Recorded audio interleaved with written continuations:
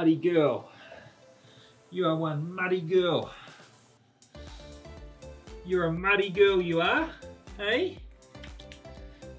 Up your dress? Look up your dress? Look up your dress? Whoop. There is mud everywhere here, guys. Huh? Oh, I massaged those big hamstrings in quotes. Ain't that nice? Oh, those big muscles. Oh, and then give me a little stretch. Stretch it out. Oh, that's a good stretchy. Good girl.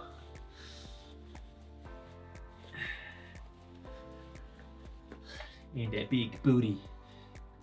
Smack that big booty. It's OnlyFans content right there, guys. Alright. Alright. Shall we give you a rinse? Shall we rinse you off?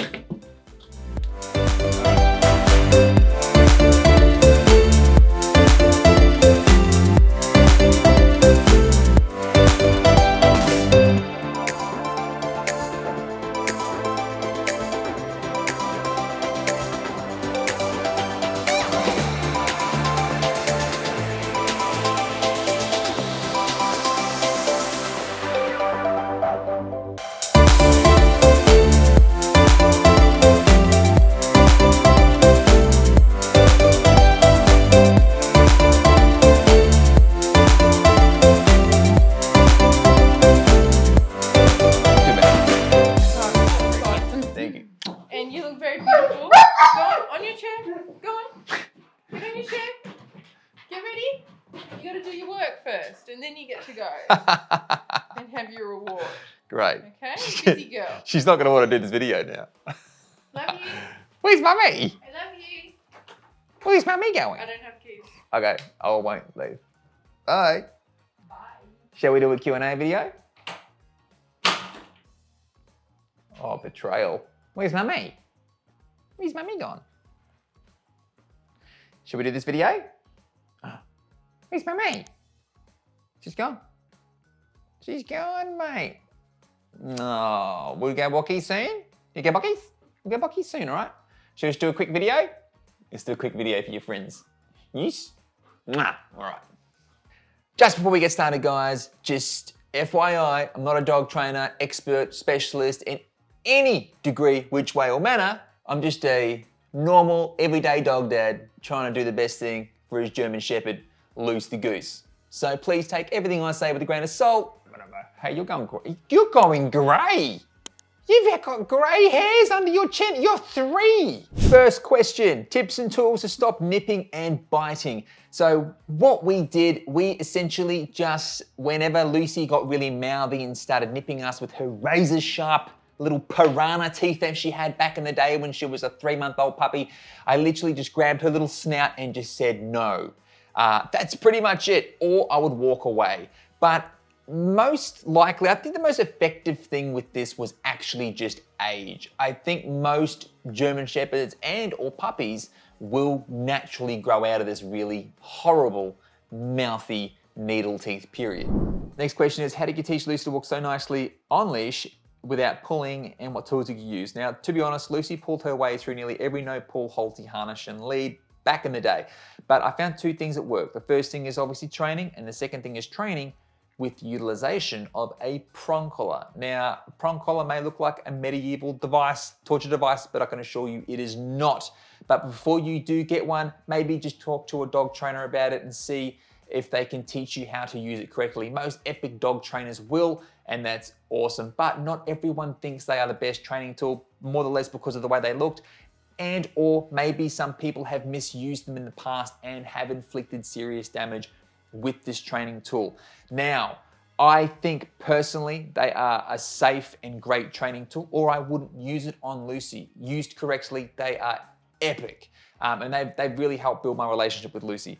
But on the flip side, you know, you can do damage with a flat collar. You can do damage with any tool you can do damage with a dog.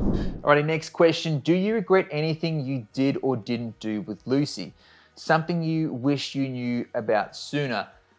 Yeah, there is one, there's probably more than one, but one that I can think of at the moment is I wish I conditioned Lucy to loud noises a bit more inside the house. So sometimes she can get a bit spooked, say if I dropped a spoon on the floor or dropped a plate and it's smashed or something. That can spook Lucy and she goes a bit funny for a bit and she'll hide in her crate. Things like that I wish I knew more about. I had a general idea about conditioning your dog to loud noises and things, which I did really well in the outside world.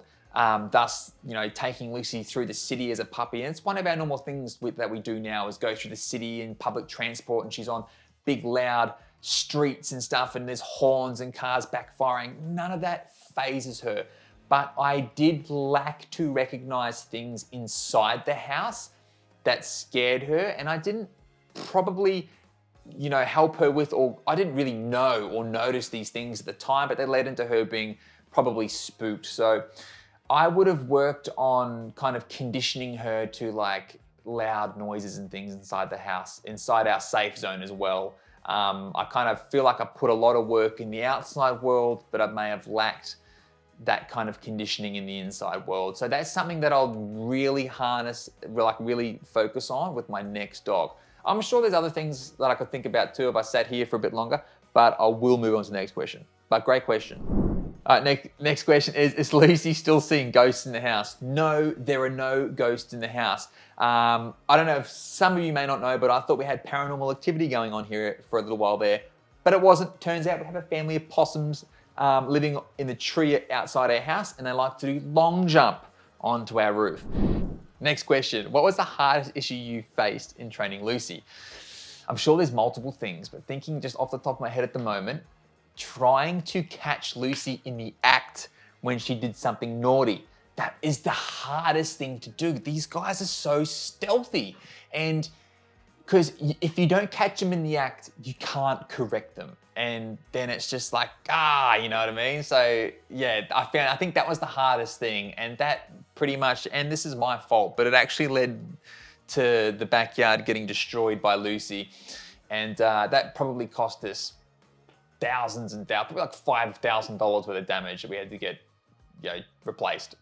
We got fixed, you know what I mean? So yeah, that was probably the hardest thing. Good question though. Do you believe you can get a working line German Shepherd as a family pet? Yeah, I absolutely believe yes. Doesn't matter whether it's like a West German show line like Lucy Goose here or a working line. I believe if you're willing to put in the work, give the dog the time, the training that it deserves, get the kids involved. Everyone has a role when it comes to a German Shepherd. And if you're willing to get a trainer, invest into the tools, and just really embrace the lifestyle and put your dog first and really include it as a member of the family, absolutely. But and you've obviously got to be a really active family as well, and probably like a bit of a family of go-getters.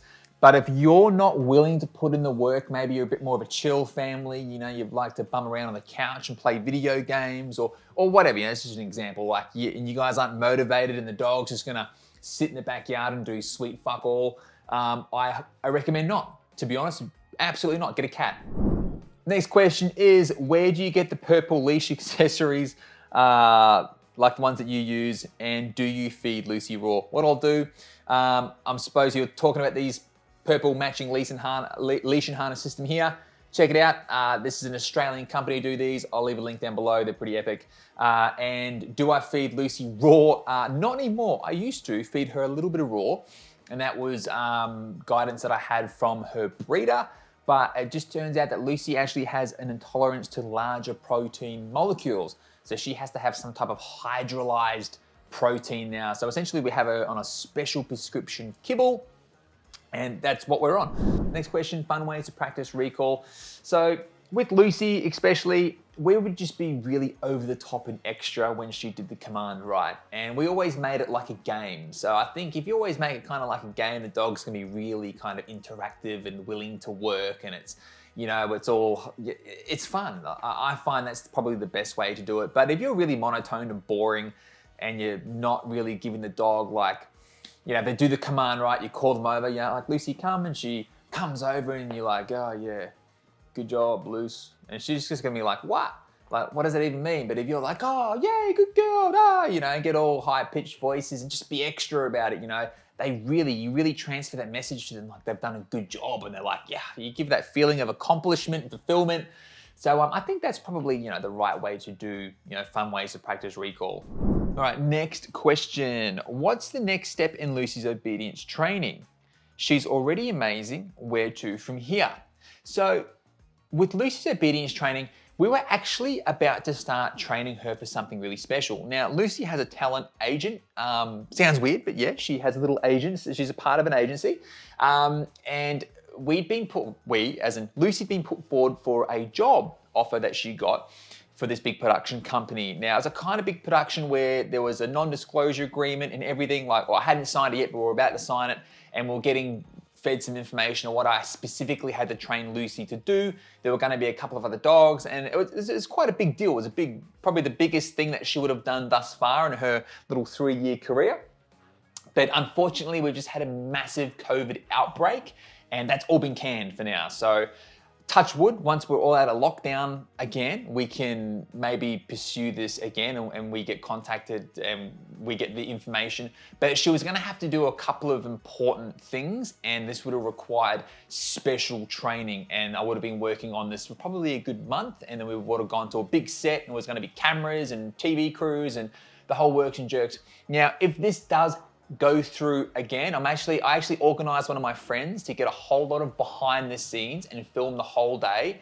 Like, this will be an epic vlog video, and I'm going to make this happen if we go through with it. I'll just have to release that video though after the production because of the whole non-disclosure agreement and yada, yada, yada. So yeah, anyway, so to answer the question, that was something that I was going to be training Lucy specifically for, and it was going to be, you know, it's quite a special thing, but that's on hold now. So at the moment, it's just, you know, Lucy just does her normal everyday training, which is a bit of obedience. She works for a toy, but touch wood, shortly we can endeavor on this production that she was going to be in, and everything goes back to normal, and yeah, we can start training for that. Hi, you just do best, just go. All right, next question is, how did you teach Lucy to speak? My boy likes to bark, but I can't get him to bark on command. Good question. So now, I don't know the actual method, the proper terminology used, like the specific terminology for this, but this is a type of training that we did with Lucy. You shift it around, mate. So this is a type of training. So essentially, I had something that Lucy wanted, and then I was playing with her with it, but I wasn't giving it to her, and she was starting to get very frustrated. And what happened then is she started offering behaviors. She started offering to sit. She started offering to lay down. She started offering to go to the heel. She started offering all these random things. And you know, she was like, and she couldn't work out why I wasn't gonna give her this treat, this reward, which happened to be peanut butter at the time. And then she got so frustrated that she just sat down and she just barked at me. And then I gave it to her. And that was, and then we marked it with that, with the reward. And then after about 10 minutes, I literally marked it with the word speak, and then it went from there. And then that's essentially how I taught Lucy to speak. And now we can get her to do it on command. Yeah, hey goose. All right, next question, and this is a great question. So how do you meet Lucy's exercise needs if you and your wife are not feeling well? So great question. There's going to be two answers to this. So the first thing is, if Lucy doesn't get walked, she doesn't get walked. Like, it is what it is. 99% of the time, man, she gets an epic amount of exercise every day. I'm the type of dog dad, I'll drive 40 minutes through Sydney traffic, just so she can go for a swim. So I know deep down, she knows deep down that she gets epic exercise nearly every day. If I can't make it that day, there's a reason. It's like, yeah, man, I've got COVID or something. Touch wood, that hasn't happened yet. But there was a time last year where I had to have a COVID test, and it took 2 days to get the test results back, and I wasn't allowed to leave the house. I had to isolate with the dog, and Flick wasn't here at the time. So Lucy was stuck in the side for 2 days, and it just is what it is. German Shepherds, I find, are quite a forgiving dog, you know, and they read the room well. If they have to relax and just chill out, they will just relax and chill out. They have a switch they can turn on and off. Obviously, you know, if this is a thing that happens all the time, you're only walking them once a week, well then, you know, things might get a little bit hairy then. But you know, if you're doing the right thing 99% of the time, there's the odd time when you can't walk them, it's not a big deal. Now, the second answer to this question is, I've actually got to get a shoulder reconstruction in 6 months' time. Now, this is gonna make for some very interesting YouTube content, and I'll probably end up making a whole bunch of videos around this, because the first 6 to 8 weeks post-operation, I really can't do a whole lot. Lucy's training and exercise might get a little bit limited with me, but there's gonna be other methods. My wife will be able to walk her. I may even send her to the beach with one of my buddies, Phoenix's dad. He's got a German Shepherd. He's an excellent German Shepherd handler.